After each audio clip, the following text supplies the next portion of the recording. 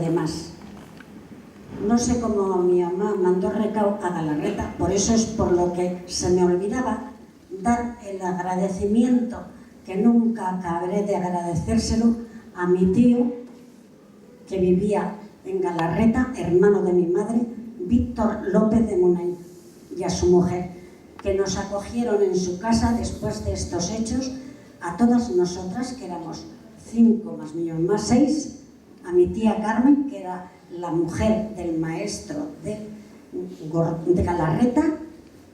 O sea, a todas nos acogió en su casa dándonos cobijo, alimento y todo lo que era necesario para una familia. Agradecimiento a él, a Víctor López, tío mío, y a su mujer María.